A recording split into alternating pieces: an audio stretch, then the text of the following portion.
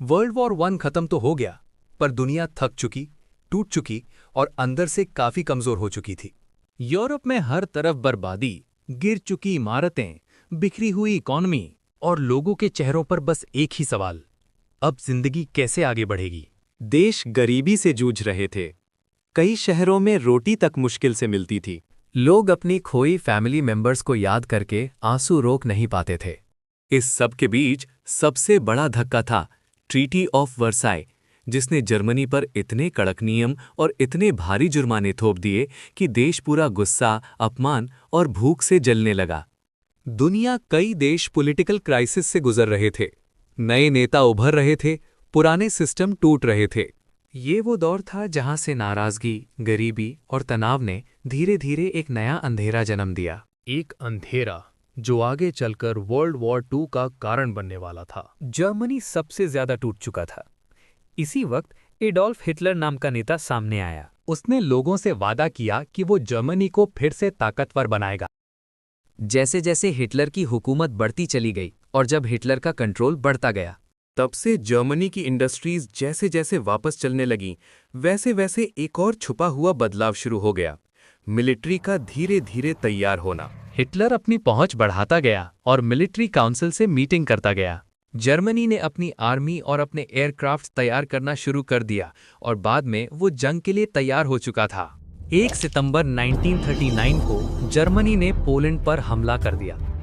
इस अटैक के बाद ब्रिटेन और फ्रांस ने जर्मनी के खिलाफ वॉर डिक्लेयर कर दिया।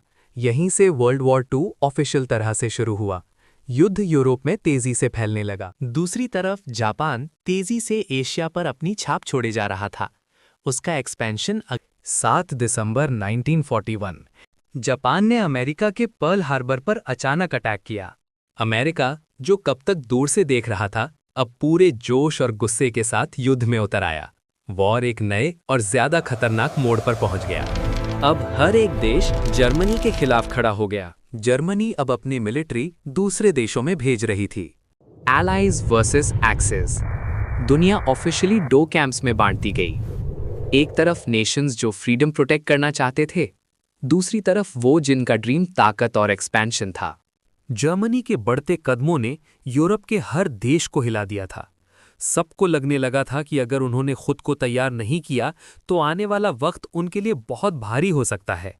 इसलिए एक नया दौर शुरू हुआ, तैयारी का दौर, डिफेंस का दौर और अपनी सुरक्षा को मजबूत करने का दौर। और अब शुरू होता है वर्ल्ड वॉर II का सिलसिला। हवा में हर जगह एयरक्राफ्ट्स और समंदर में हर जगह नावी।